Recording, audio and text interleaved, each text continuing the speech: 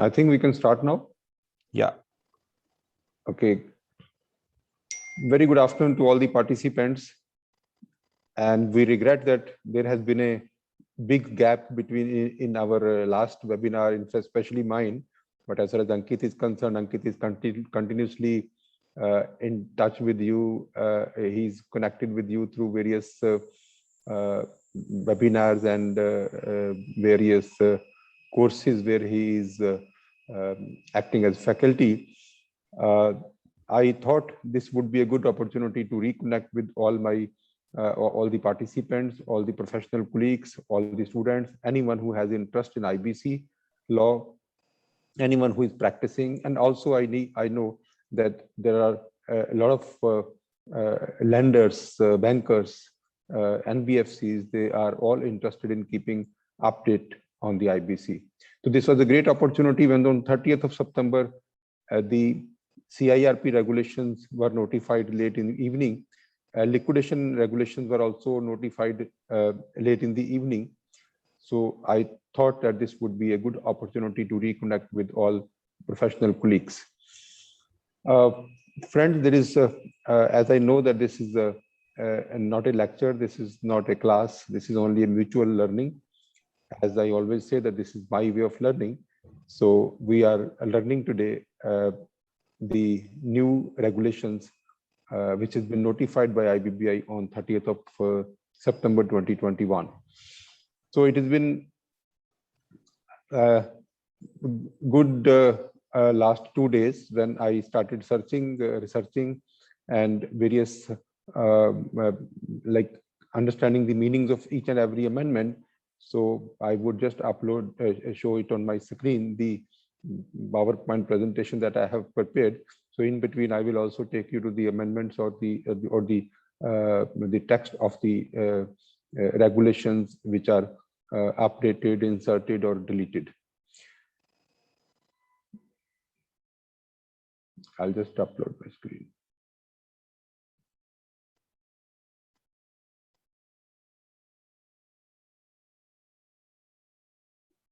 I hope it is visible. It's very much visible, and we should keep the same format. We will take questions every maybe 20 odd minutes. Yes, you can actually, Ankit, you can also announce the format as we normally keep. So normally, this is a 1 hour session. We will keep questions, a short Q&A every 20 minutes so that we have an interactive session. Since most of the topics will be new to everyone because these are all changes. So there might be a lot of cases, a lot of discussions, a lot of examples where you have some questions. Please post that on the Q&A instead of the chat box. We will be looking at the Q&A. So thank you, Ankit. First of all, let us understand what all has been amended. There is one amendment has been done in CIRP regulations dated 30th of September. Also, amendment has been done in the liquidation process regulations dated 30th of September. So in one amendment, which is the CIRP regulations amendment, in regulation 17, the regulation says that the committee of creditors and any member of it would be governed by the guidelines which will be issued by the IBBI. Although the guidelines have not been issued by the IBBI so far, but we will take some of the clues from the discussion paper which was available online for about a month, and the IBBI was seeking amendments. So we will keep our discussions on that. Hopefully, there would not be much amendments into that code of conduct or guidelines. We'll discuss that. And in case there will be anything which comes later, maybe in a couple of days. So we believe that it will be more or less the same, but presently we will be discussing something which will be available, which was available on the discussion papers. IBBI has also announced electronic platform for hosting of liquidation assets on sale. And that is in addition to whatever we do in the newspaper. So starting from this, because I will take up this committee of creditor guidelines little later. So first, there are 5 amendments which has been done in CIRP regulations. One is the limitations on the modifications to invitation to expression of interest, that is Form G. Second, limited modifications to RFRP and bid evaluation matrix. Then the limited modifications of resolution plan, and also the compliances under Regulation 39(1). The powers of the Committee of Creditors are further kind of straight lined by again saying that the Committee of Creditors would not approve a resolution plan if it is not compliant to Section 30 subsection 2. Then we will see these guidelines for Committee of Creditors. So very first amendment that we would touch, this is Regulation 36A. Regulation 36A primarily deals with the invitation for expression of interest. It talks about Form G, which is supposed to be issued by RP within on latest by 75th day of the start of the CIRP. It is also supposed to be published. The detailed invitation for expression of interest is also to be released. The minimum time period which is required to be given from the date of detailed invitation till the last date for submission of expression of interest is supposed to be 15 days. Then the eligibility criteria also has to be announced in the detailed invitation. Then this some documents, and there are all the requirements are there that the RP has to make a due diligence. So in that particular regulation, the regulation 4A has been inserted, and which reads as, any modification in the invitation for expression of interest may be made in the manner as the initial invitation for expression of interest was made, provided that such modification shall not be made more than once. Now it means that so far we have seen in the practice that there are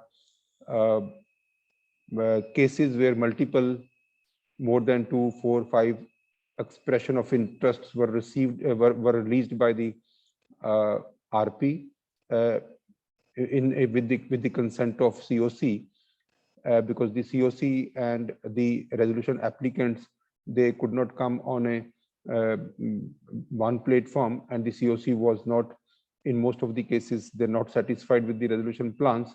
So the multiple expression of interests were released, and that has actually delayed the resolution process. And the most of the statistics shows, as per the research, as per the market study done by IBBI, that there are 4 or 5 reasons where why this CIRP period is always extending, and even after 330 days, there is no limit. Now, the amendment has actually been done, and the rationale behind this was the research or the feedback which was received by IBBI, the repeated request for expression of interest, like the public was not well aware. The RP also did not publicize the expression of interest in an appropriate manner. Therefore, some of the people who are really interested in taking over the company or reviving the company, they are left out, and they missed the timeline, and they could not submit the expression of interest. Therefore, they would request the RP, and the Committee of Creditors will again release another expression of interest. And in some cases, this has happened multiple times. And since it is mandatory required that for one expression of interest, at least 40 days is required, because see, 15 days is required for submission of expression of interest, then the provisional resolution applicant list for which 10 days is provided, for objections 5 days are provided, and for final list again 5 days are provided. So the minimum 40 days is required for completion of one expression of interest. Of course, after that, the 30 days period is also required for submission of resolution plan. So in total, 10 days is overlapping, therefore total is 60 days. So one expression of interest requires 60 days period, and that 60 days, in case we do it multiple times, that will multiply the CIRP period. So continuous extension of time for submission of resolution plan is also one of the reasons the resolution applicants are not well prepared. So they also has been advised by various consultants in the IBC practice that in case you would delay, then the COC would be desperate to accept and there would not be much of negotiation with you. So that also has actually added to the CIRP period. The entire process that way is completely uncertain, and as an RP we keep getting requests either from different RAs or from committee of creditors or its members that we should issue another expression of interest. So with this amendment, when this total release of expression of interest is restricted to two, one is original and the second is again in the same manner. When I say same manner, that means that it will be almost the same process. All the timelines should have been same. So even the shorter timelines, now it's also a question when these regulations are repeatedly saying that should be done in the same manner as the initial invitation of expression of interest was made.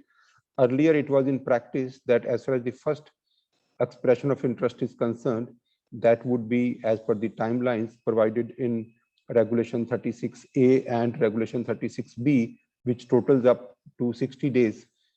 And because in some cases the timeline available is shorter, therefore the process of expression of interest and RFRP was shortened, and it was also not objected to by either IBBI or by NCLT, because the maximization of value for the stakeholders is also the objective. So anyone who is paratrooping, anyone who is coming at a late stage was most of the time welcomed by RPs and committee of creditors. So this was adding to the CIRP period. Now the implication for this amendment is that there is no modification in the Form G. Now when this wording modification is given, then they could have given the wording as a releasing of expression of interest, where the releasing is nothing. So the modification of Form G, because the expression of interest means Form G, and in Form G all the dates are mentioned, and the dates for submission of expression of interest, the date for release of the list of PRA, the objections and the final list, and the submission of resolution plan, all the dates are given. So therefore, if one Form G, this can be released in multiple newspapers, and if there is any error, and that can also be re-released in the newspaper. So there is no restriction on the release. The only restriction on the modification in any of the dates or any key items. So errors are of course accepted in case of public announcement. If there is any error, so that can be republished, but without any other modification other than the error. So the timeline in the specified in the republished Form G cannot be revised. It has to be the same. So it can be revised only once. So one is original and one is revised. So this is the first amendment. So therefore, it should be publicized. Every RP now has to give a complete update to COC regarding this regulation amendment, and also to prospective resolution applicants that there will be only one chance initial, and there will be one more chance, not more than two chances. So in case we see how this can control the overall CIRP period, the EOI, the expression of interest, has to be released maximum by 75th of day. So let us assume that the 60 days is the time. So the first expression of interest would last by 135 days. That is, the resolution plans would be submitted. Let us assume that the ROCOC will take another 1 month in considering the resolution plans, getting the approvals and all that, and also like kind of negotiating with the resolution applicant. So let's take, it takes about 2 months time. So when I say within 2 months, then we probably will see that this is not completely done.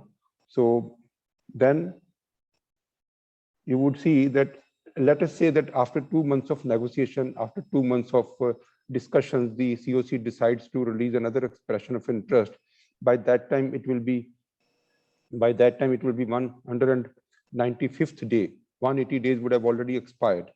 So when we issue the second expression of interest on 196th day, again we need 60 days. So then it reaches to 255 days. So by 255th day, we would complete the two expression of interest periods, and between 255 days and 270 days, that much of time, or in case further extension would be required up to 330 days, that would be available. So that would be a sufficient time for negotiation, sufficient time for final approval of a resolution plan. So it's a much thought after amendment, that there would not be any other expression of interest other than two. This is a wonderful amendment. So the entire industry, the resolution applicants, they must be aware that this is the only way forward, that there is no possibility of having another expression of interest. The next amendment comes in Regulation 36B. 36B deals with the request for a resolution plan, that means RFRP. And presently, the requirement is that information memorandum, the bid evaluation matrix, and RFRP would be released to the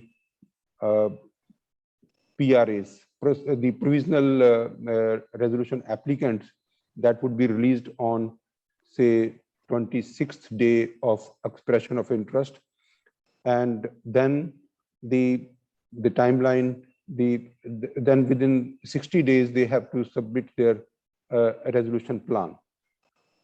So now they have inserted one proviso. The proviso reads as, provided that, see, like the first was the Regulation 5, any modification in request for a resolution plan or the evaluation matrix issued under sub-regulation 1 shall be deemed to be a fresh issue and shall be subject to timeline under sub-regulation 3. Now the sub-regulation 3 talks about 1 month time. I will just take you to sub-regulation 3. Let us see sub-regulation 3, which is 36B. Sub-regulation 3 says the request for resolution plan shall allow prospective resolution applicants a minimum of 30 days to submit the resolution plan. So in case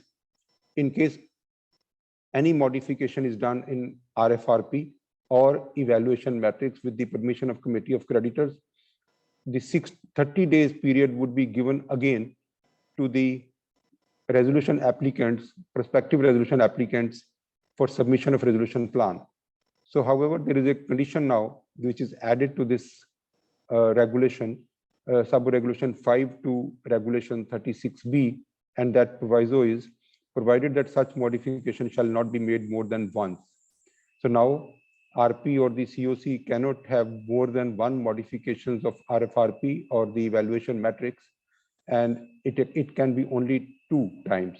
So first time when the RFRP is made, evaluation matrix is made, it has to be completely discussed. It has to be rationally made. It is a document which can only be modified once, not more than twice. The rationale is also, in this case, the rationale for this amendment is, again, like everyone is asking for some changes in the RFRP, that some prospective resolution applicants are not able to meet some of the eligibility criteria or RFRP conditions or evaluation matrix. So the committee of creditors and the RP tries to accommodate them, try to change the RFRP. So this is an unending process which has been delaying the CIRP completely. The process is delayed. The implication now is that the COC will have to decide carefully about the clauses of RFRP, the bid evaluation matrix, so that they would know that there is no other chance. There is only one time that we can amend the RFRP and bid evaluation matrix. So this also is a welcome change, most welcome change. This will clear up some of the uncertainties, and the resolution applicants also would be very, very careful that they would not get any other chance. So they would give the best possible offer.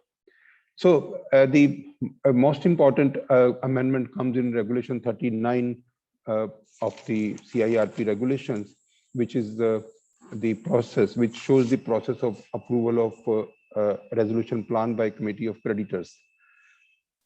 So this regulation generally deals with that the prospective resolution applicant submits a resolution plan along with the affidavits and undertakings.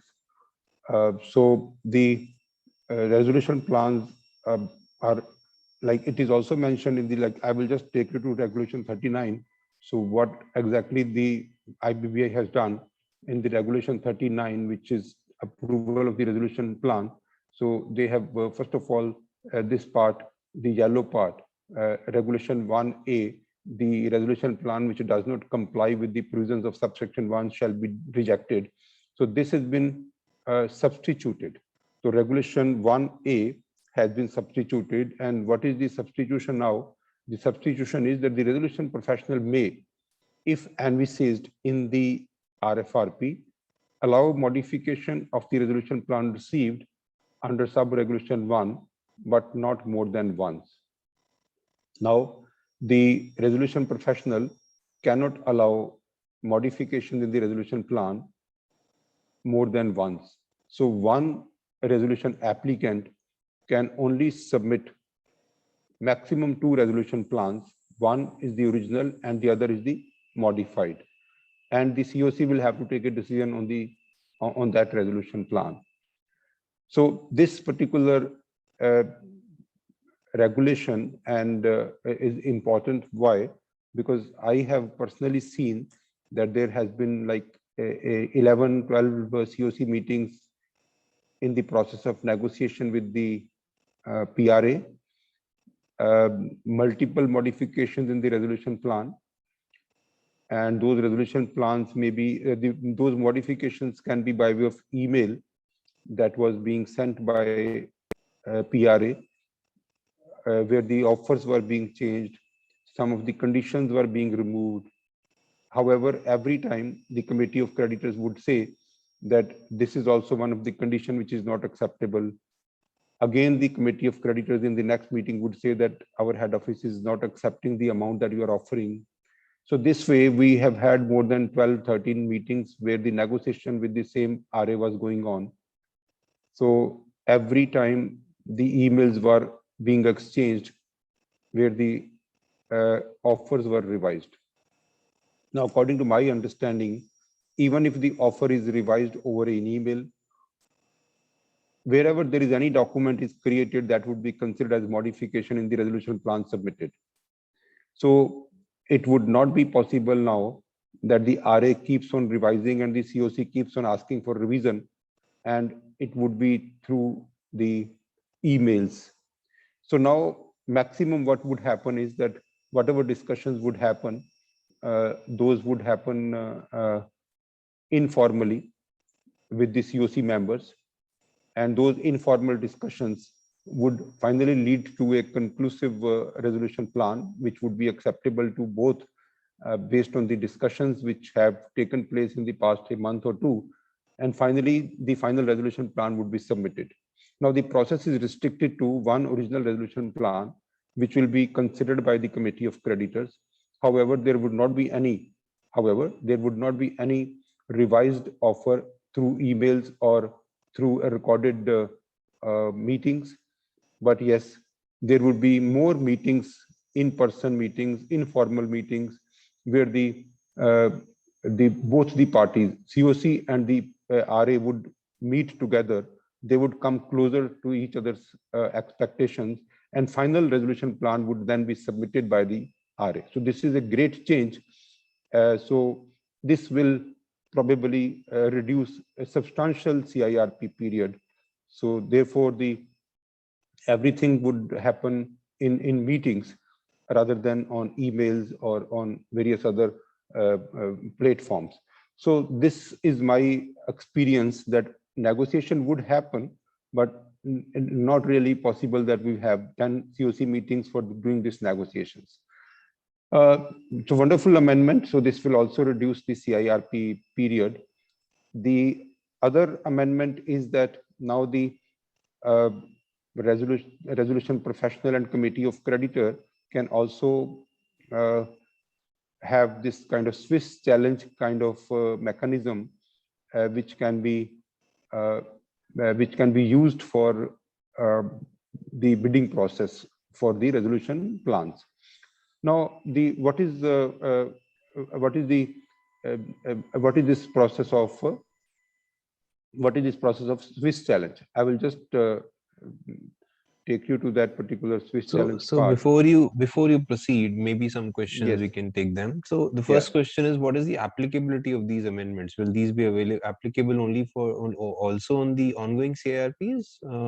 What is, like, maybe Yes, you can bring some clarity on that. It is very clear that it is applicable on the day of its notification. It was notified on 30th of September 2021.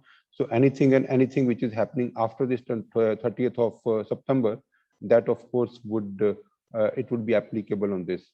So if somebody has given an EOI, so somebody has given maybe 2 EOIs so far, so third he can give or not? Like that will be a question from many. Third probably would not be given. Once 2 expression of interest has already been given, so the further RAs would not be able to join the process now. The third EOI after this regulation is notified would not be possible. This is what is I believe, because there's nowhere written that it is applicable only to the new cases.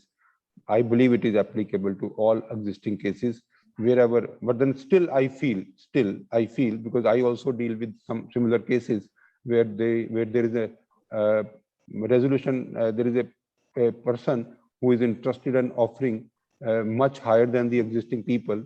So the committee of creditor is definitely interested that we should issue another expression of interest. But because of this particular regulation, now we are thinking of taking a permission from adjudicating authority, because we could not see anything in the regulations which actually gives us an assumption that for existing cases you have another one opportunity. No, that one opportunity is not available. So the only thing is that in case we have we have genuine reasons, then we can take permission for adjudicating authority. That is my opinion so far. Okay, I think we can proceed then.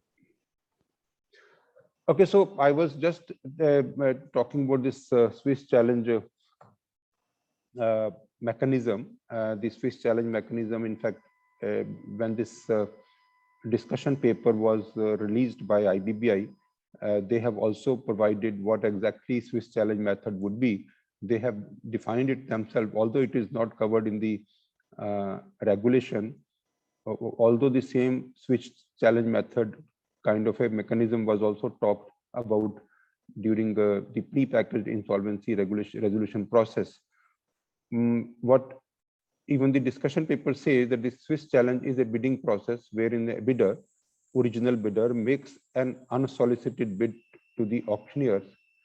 Once approved, the auctioneer then seeks counter proposal against the original bidder's proposal and chooses the best among all options, including the original bid. The original bidder in most cases is granted the right of first refusal if the original bidder agrees to match its offer to the challenging proposal. The bid is awarded to him, else it is awarded to the challenging bidder. The process is generally used in public procurement. So this was mentioned in the discussion paper released by IBBI, but the name in the regulation is use a challenge mechanism to enable resolution applicant to improve their plans. So when we use this kind of mechanism as against the procurement processes, in procurement processes there may not be many factors which can be improved. However, in a resolution plans there can be many factors which can be improved, where the COC can decide to accept, and that can be total amount offered upfront and total amount offered in a delayed in installments. Second factor could be the total number of years in which the resolution is proposed. Third could be the any collateral security or corporate guarantee or personal guarantees offered. That also could be one factor where the COC can change their mind. Fourth can be that any equity participation given to the stakeholders. Then there will be like amount offered to operational creditors or workmen. So depending upon each case to case and each COC composition, the factors for the challenge mechanism would be changed. We have done in the past where the resolution plans and the various factors of the resolution plans which can be improved, that was put upon an Excel sheet and it was displayed live, and everyone started bidding, and the bidding was finalized in 3-4 hours time. So the similar mechanism can be used for resolution plans. Although it was being used earlier also, we have used it multiple times, it was never objected, but now the IBBI has made it official. One more regulation has been added by IBBI in regulation sub-regulation 1B. It reads as the committee shall not consider any resolution plan received after the time as specified by the committee under regulation. So the time of submission of resolution plan is very important. It is sacrosanct, and the committee will not accept any resolution plan submitted after the specified time. Second, the committee shall not consider any resolution plan received from a person who does not appear in the final list of PRAs. So there is no paratrooping now. No resolution plan received from any person who is not part of the final list of prospective PRAs can be considered by committee of creditors. Now, the third line that they have added, the committee shall not consider any resolution plan which does not comply with provisions of subsection 2 of section 30 and sub-regulation 1. Now, the sub-regulation 1 says that the not more than in case any resolution plan is received, which is a third modification, so that would not be compliant to regulation 1. And I will say the regulation 1 also, again, I will say the regulation 1 says that the PRA will submit an affidavit regarding 29A. The PRA will also submit an undertaking. So this is so in case any PRA is not submitting these undertakings, and then the committee of creditor cannot accept that resolution plan. Secondly, any resolution plan which does not comply with subsection 2 of section 30. Now, in case we see the subsection 2 of section 30, what it says, first of all, it says that the resolution plan must provide for CIRP cost. Then it must provide for the amount payable to operational creditors in case the company is liquidated. So whatever would be payable to operational creditors in case company is liquidated, that has to be provided for. As per the regulations, as per regulation 38, that has to be provided for in priority to all other financial creditors. The third condition of subsection 2, section 30 is that the payment to dissenting creditors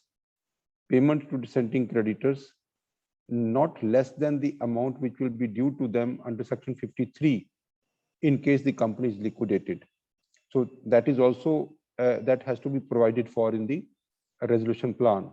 Then the resolution plan must provide for the management of the affairs of the corporate debtor. It should also provide for the implementation and supervision.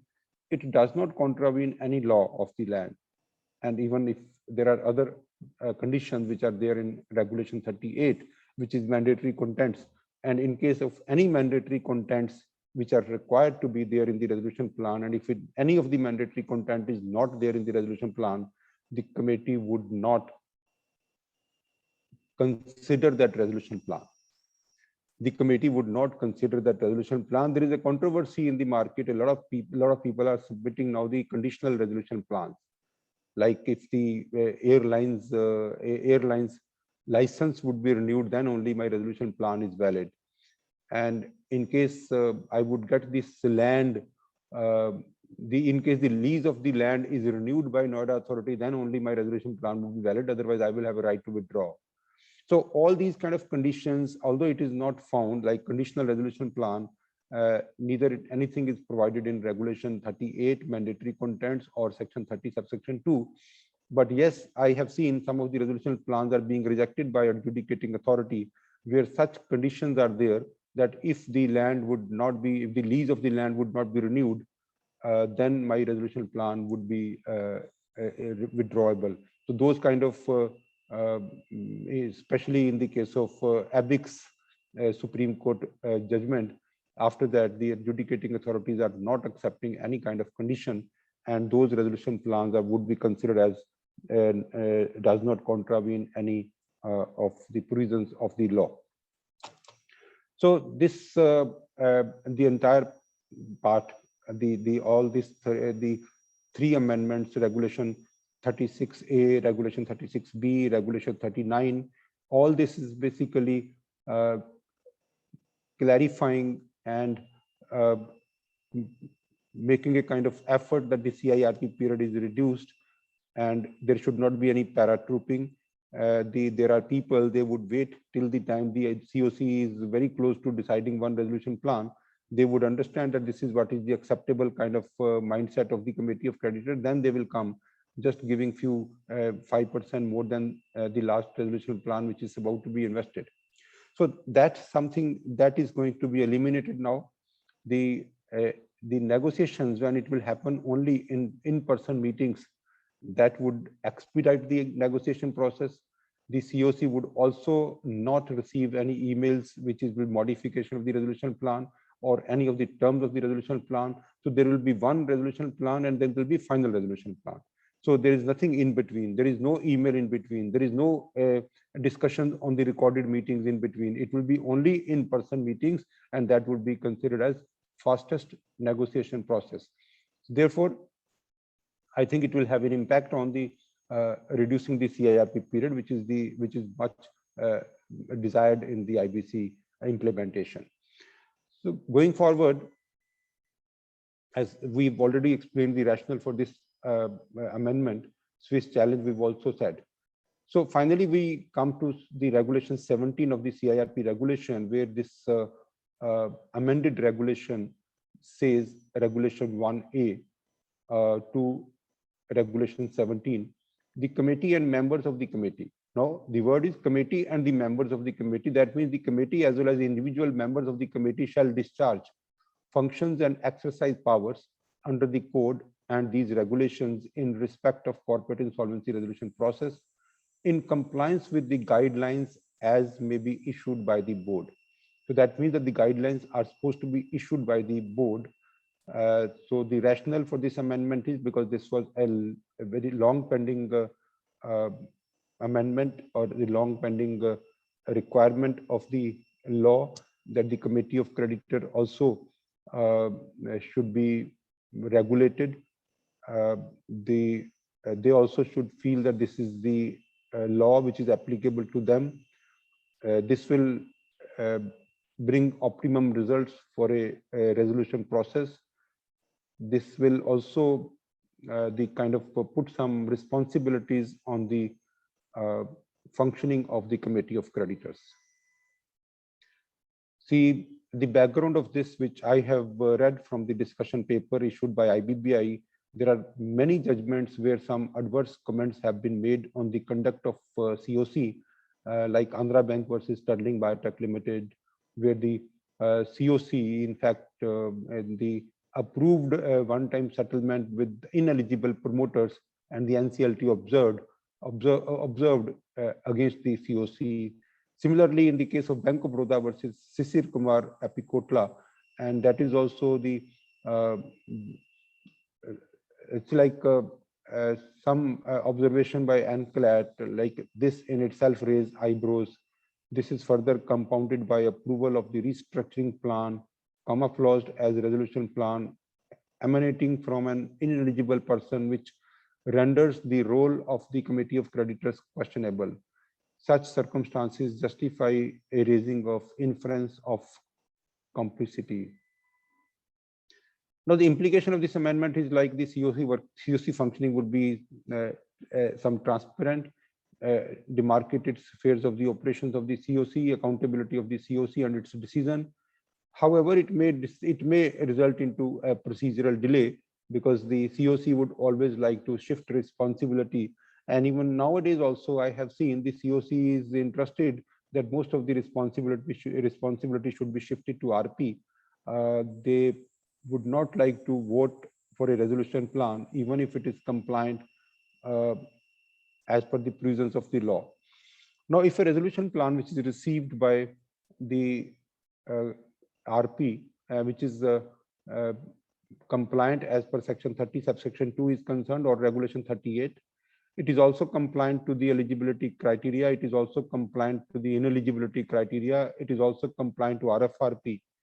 Now, that resolution plan may offer X or may offer Y or may offer some conditions which are not acceptable to the committee of creditors, but I have seen this committee of creditors normally insist the RP that you should declare this resolution plan as non-compliant. Therefore, we will not vote for rejecting the resolution plan, and that is also a process for shifting the accountability and responsibility. So these are some of the guidelines. Although in the discussion paper it was code of conduct, but now in the regulations the word guidelines has been used. The guidelines will be issued. However, I'm reading the code of conduct which was in the discussion paper. It might change a little bit, but then the guidelines more or less would be maintained, would be like this only, like maintain integrity in performing its role and functioning under the code. All these are some of the important guidelines that would be that the committee of creditors will have to disclose any conflict of interest. I will not read the entire, because it actually runs into 3 slides, in fact 4 slides. I'm not reading all. I'm only trying to say some of the important ones, like I have seen the committee of creditors, the members of the committee of creditors are basically becoming a resolution applicant. So now it is very clear, the guidelines would be that they would not buy any asset of the company without disclosing their interest to the entire committee of creditors, that too beforehand.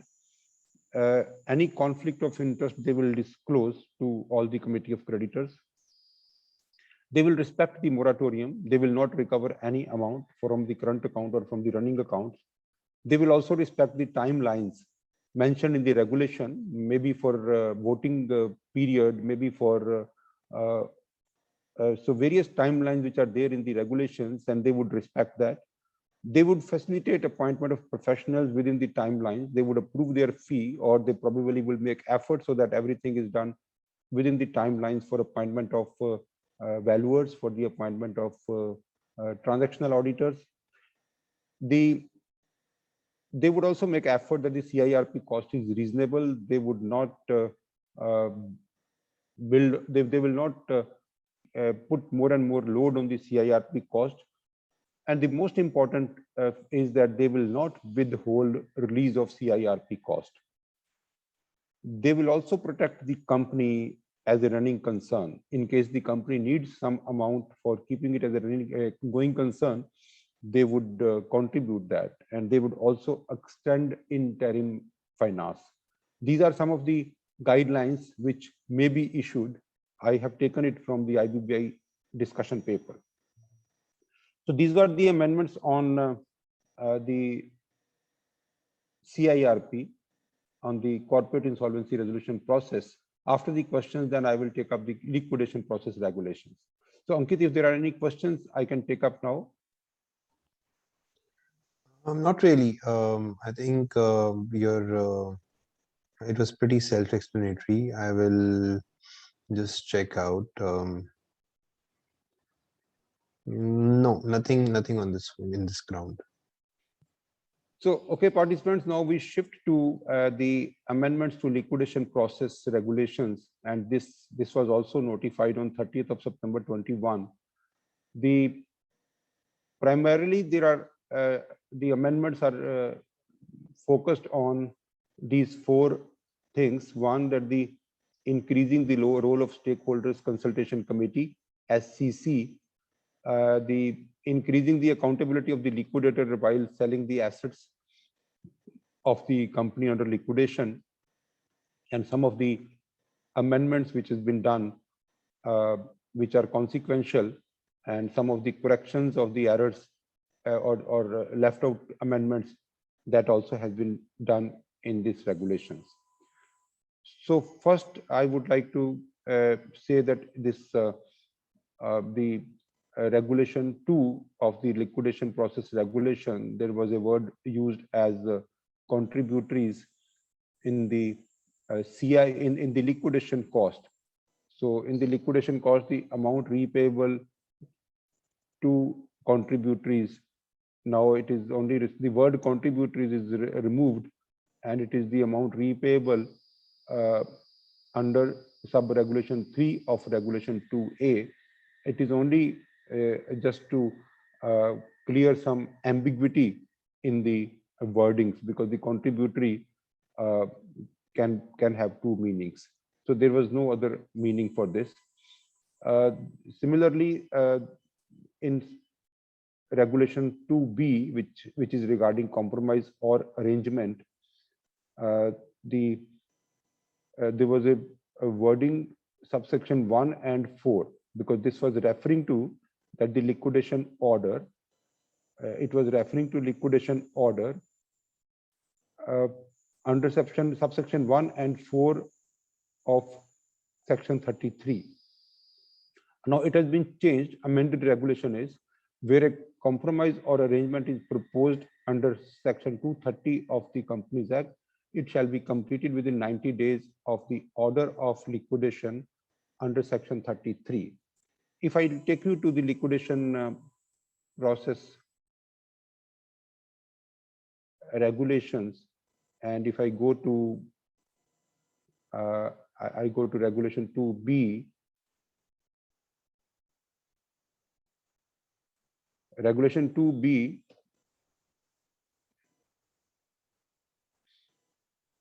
it was, in case we read this, where a compromise or arrangement is proposed under section 230 of the Companies Act, it shall be completed within 90 days of the order of liquidation under subsections 1 and 4 of section 33.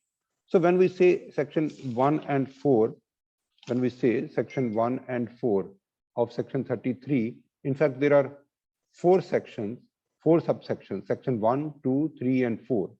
In case we go to section 33 of the IBC, in case we go to section 33 of the IBC, you would see how it reads. Initiation of liquidation. Now you are looking at the section 33 of IBC, and section 1 says that where the adjudicating authority then it passes an order requiring the corporate debtor to be liquidated. Second clause is where the RP at any time during the corporate insolvency resolution process, but before confirmation of the resolution plan, intimate the adjudicating authority of the decision of the committee of creditors. So this is another way that the company can be liquidated, where the committee of creditors can decide that the company may be liquidated. So this is the subsection 2, 33 subsection 2. Then coming to 3, where a resolution plan approved by the adjudicating authority is contravened by the concerned corporate debtor, then also whose interests are prejudicially affected by such contraventions may make an application. Section 4 says on receipt of an application, if the adjudicating authority determines, then the company can be liquidated. So it was actually missing, when we see this only subsection 1 and 4, it was actually missing subsection 2. Therefore, it is decided by the IBBI that the entire subsection 1 and 4 should be removed. So it is only any kind of order of liquidation under section 33, wherever the compromise or arrangement is there, it has to be completed within 90 days. So this is only a little meaning of this amendment. Now there are amendments where this chapter 3 is being removed from regulation 15. Now the regulation 15, when we see the regulation 15 is kind of the regulation 15 talks about the I will actually take you to regulation 15 so that it is very clear what exactly this amendment is. Regulation 15 talks about some progress reports, and when we come to the clause, it is using the chapter 3, filing of and developments in application for avoidance of transactions in accordance with chapter 3 of part 2. Now what happened after this, the IBBI have also notified chapter 3A, which is regarding pre-packaged insolvency resolution process. So in case we continue to write that chapter 3, then there are some cases which will actually go to liquidation under chapter 3A. So in that case, that would not be applicable to. So this is an anomaly. So therefore, because this chapter 3A was added, so this was a consequential amendment, so that they thought of removing chapter 3 at all. So it will be part 2, because the part 2 of the code has chapter 3 and 3A both. So therefore, this amendment is also a consequential amendment, so would not have much impact on the otherwise liquidation process. But this one is more important, regulation 31A, which is the regulation 31A deals with the constitution of stakeholders consultation committee. So when we see this original section 31A, originally in case we see section 31A, it is in case we see this paragraph, the liquidator shall constitute a consultation committee within 60 days from the liquidation commencement date based on the list of stakeholders prepared under regulation 31. So to advise him on matters relating to sale under regulation 32. So basically the job which was given to SCC was only to advise the liquidator on matters relating to sale under regulation 32. When we see regulation 32, it is only saying what should be the manner of sale: standalone basis, slump sale, collectively, parcels, corporate as going concern, business as going concern. This was the only thing which was supposed to be consulted to SCC as per the existing regulation 31A. Now, what has been added to this? Let's see that. Now, the liquidator shall constitute a consultation committee within 60 days from the liquidation commencement date based on the list of stakeholders prepared under regulation 31 to advise him on the matters. The word advise still continues, but the area of advice is much enlarged. Number 1, appointment of professionals and their remuneration under regulation 7. Wherever the liquidator is supposed to appoint some professionals, now that matter has to be brought to SCC, and their remuneration, the advice of the SCC would be important. B, sale under regulation 32. Earlier it was only sale under regulation 32, but now it is including the manner of sale. Manner of sale is regarding like which kind of manner, whether it will be a e-auction or it will be a private treaty or whatever. That's a manner of sale. That also has to be brought to SCC and to be advice has to be taken. My understanding is that their consent has to be taken, although it is the advice, but my understanding is that their consent has to be taken. Pre-bid qualification has to be in the SCC meeting, reserve price fixation, amount of earnest money deposit, and marketing strategy. All this will be part of the SCC meeting discussions, and the consent would be required, provided that the decisions taken by the liquidator prior to the constitution of consultation committee shall be placed before the consultation committee for information in its first meeting. So there has been instances, because the consultation committee would be constituted within 60 days. So in case within 60 days, the consultation committee was constituted, but before that, I mean, in case you see that the regulation 35 of the liquidation process regulation says that the liquidator will appoint valuers within 7 days of his appointment. So now, so therefore, the IBBI was careful that whatever decisions has been taken before the constitution of SCC, all those decisions will be brought to the SCC in the first meeting. So this is also good. In fact, like as AAA, we've been handling now 57 liquidation processes. All this, whatever is mentioned here, we have been doing this in all our liquidation cases, right from the first liquidation case, and we have never fixed any reserve price ourselves, and everything has actually been part of the SCC meetings and discussions. So for us, there is no change, but for now, it has been regularized in such a manner that it has to be done. Coming to the next part of the amendment in the stakeholders consultation committee. So this was the regulation earlier, which is yellow on the screen. If the stakeholders of any class fails to nominate their representative, the required number of stakeholders with the highest claim amount in that class shall be included in the consultation committee. So earlier it was based on the highest claim. Now it is based on the selected by the majority of the voting share of that class, selected by the majority of the voting share of that class, and that is also not based on the total claims, that is based on the present and voting. At the stakeholders consultation committee, everyone would be invited, and based on the presence of those people, they would, whosoever is present, they will decide about who would represent them or that class of creditors. So this is also a change, because it was also leading to some kind of litigation. So this is only clarificatory so that there is no litigation. So the liquidators will function as per this regulation. The advice of the consultation committee shall not be binding on the liquidator. This was the clause 10, and it was also written, provided that where the liquidator takes a decision different from the advice given by the consultation committee, he shall record the reasons for the same in writing. Now, it is also like, it is almost the same. The advice of the consultation committee shall not be binding on the liquidator, provided that where the liquidator takes a decision different from the advice given by the consultation committee, he shall record the reasons for the same in writing. And this is the added part, and mention it in the next progress report. Now the liquidator will have to mention it in the next progress report, quarterly progress report, which is submitted to NCLT for any liquidation process.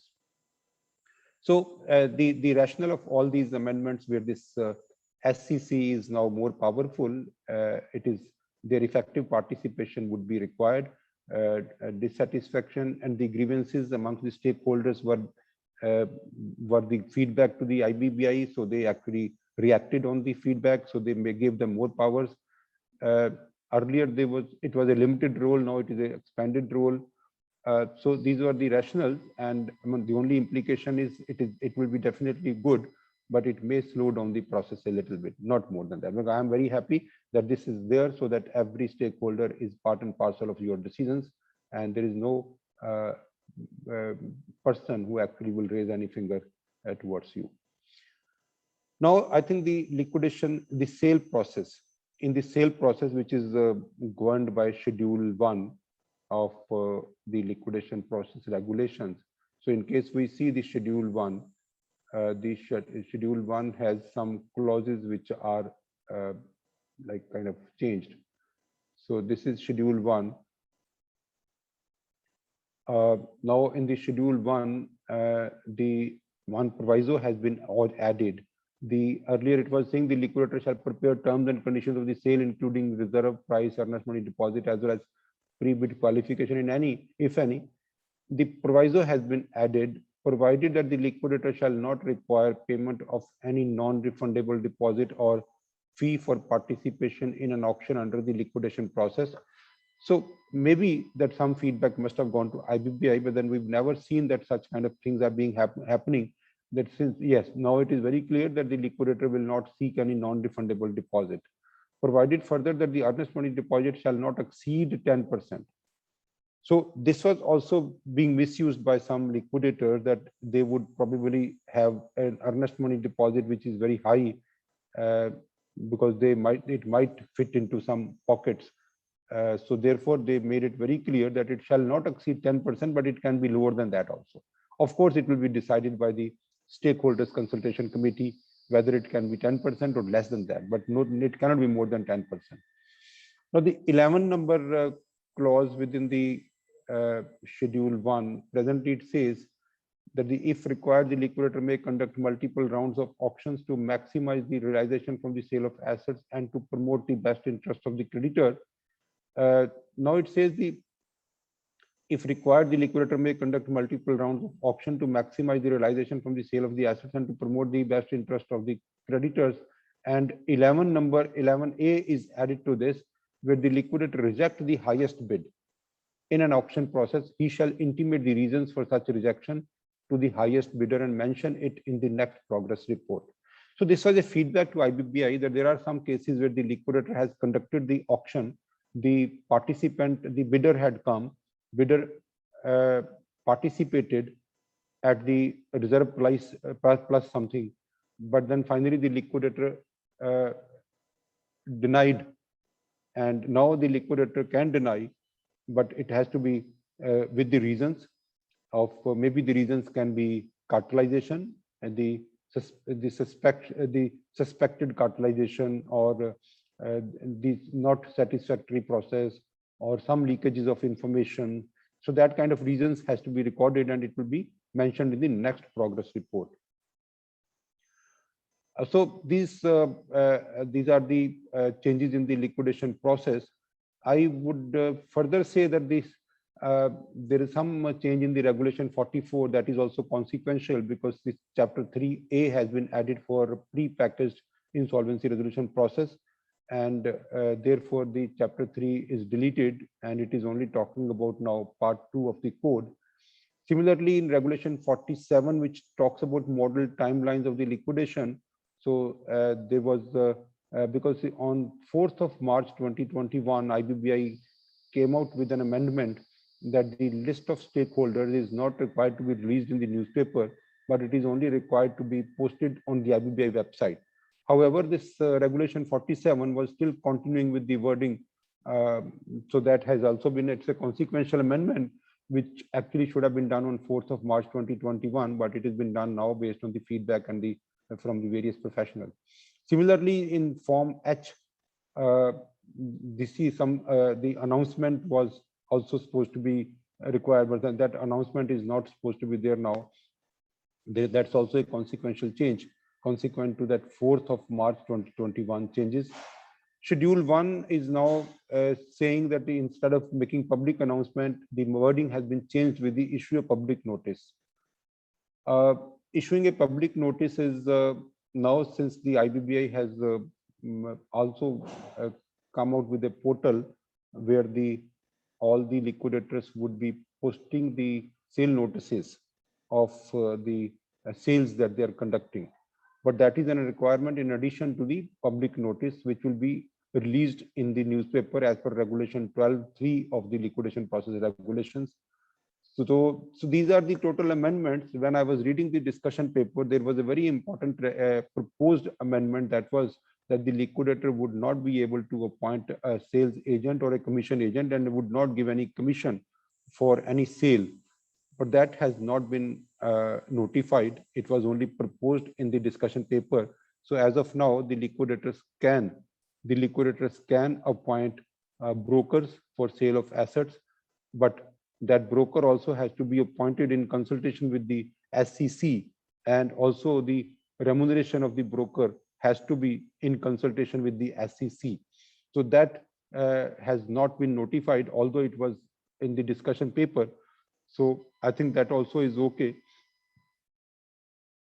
Now this IBBI, the electronic platform, it is active. I have seen it is active.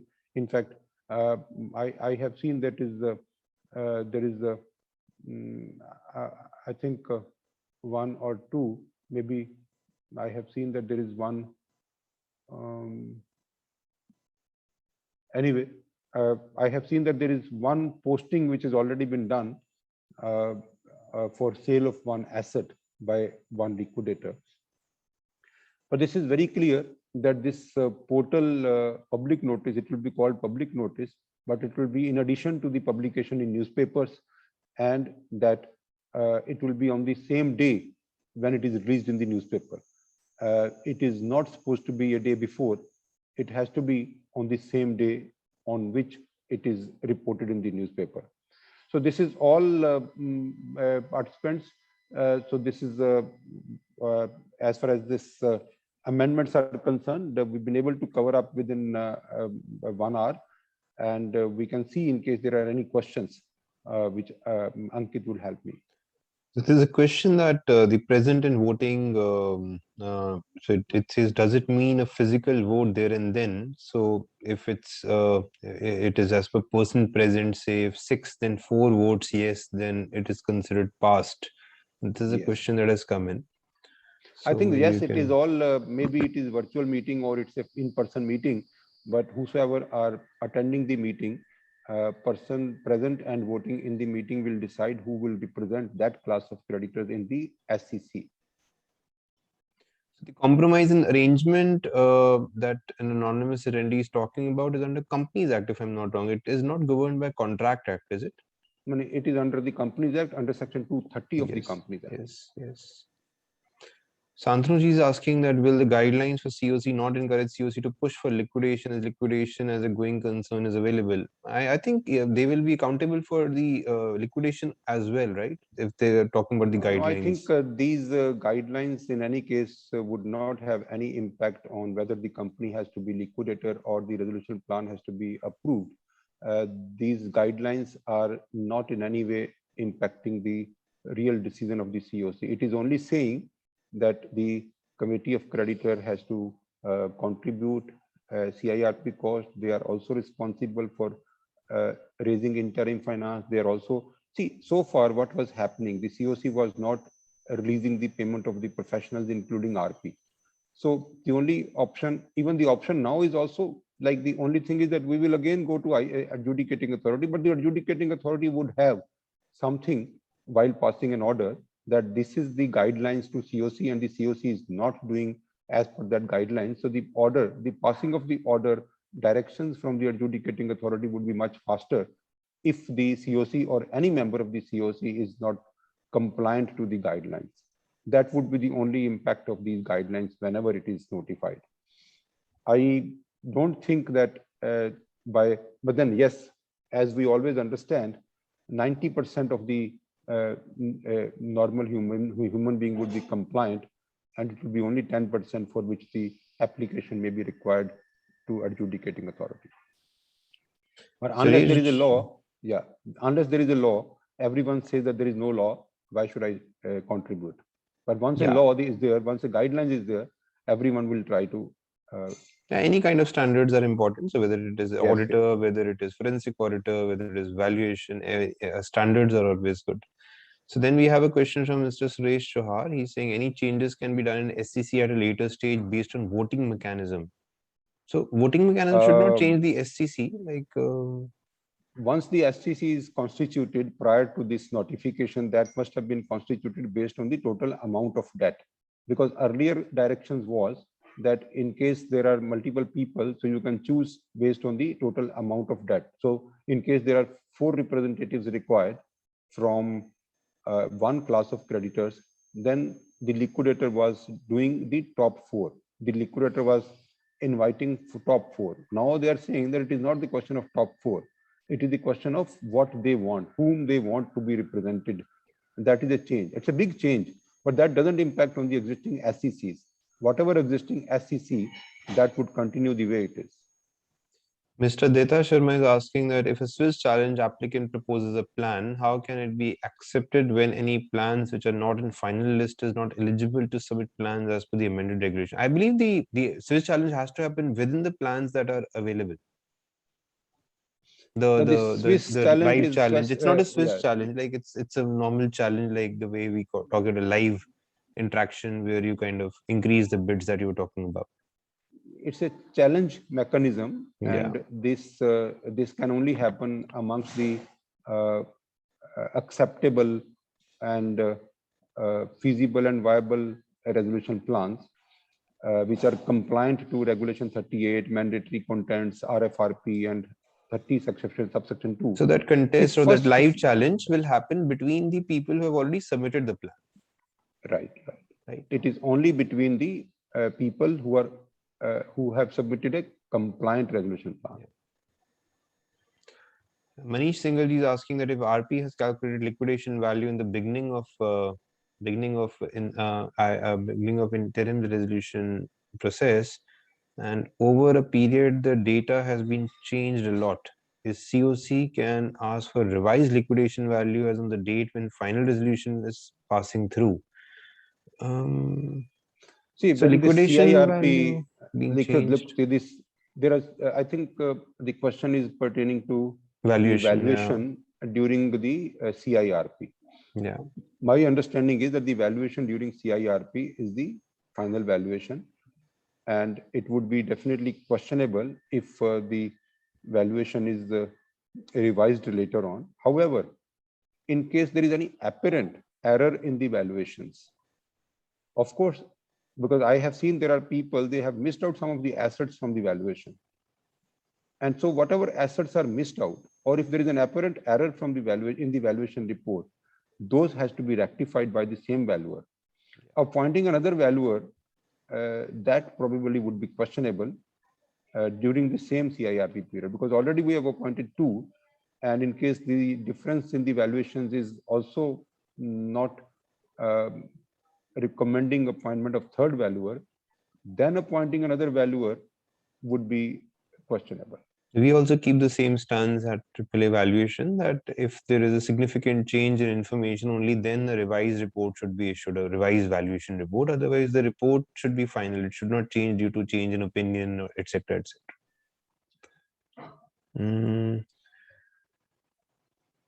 Sunil Kabraji is asking that can we out all resolution applicants on an online platform to challenge the bids of each other? I think it's not about online or offline. It is about creating that environment. It can be created online as well. I think his question is correct. He's trying to ask like what kind of mechanism, online mechanism can be used? Because see, so far we have seen the e-auction platforms where it's only one factor that has to be increased. In this PPIRP, we saw for the first time that there can be a challenge mechanism. We still have to see a software or a portal where the multiple factors can be loaded for the competition, and each bidder has a chance to modify each factor or partly any of the factor. So that portal has to be seen. So till the time such portal is not available, I think we all can do it on Excel, and there can be a system of scoring. And that bid evaluation matrix, basically the BEM basically has to be converted into a software, you're saying? Yes. Yeah. So there can be a small script that can be even on the Excel, which can be done. Santanuji is asking that can a RFRP contain a clause that minimum into percentage of admitted debt must be proposed in any resolution plan? Okay. Yes, it can be, because see, like in case we see the committee of creditors can definitely say that we would not accept any resolution plan offering 5% of the debt or offering 10% of the debt. That is a valid clause of RFRP, because let that indication, let that message go to all prospective RAs that this is the minimum that the committee of creditors is expecting. So that is a valid clause in RFRP.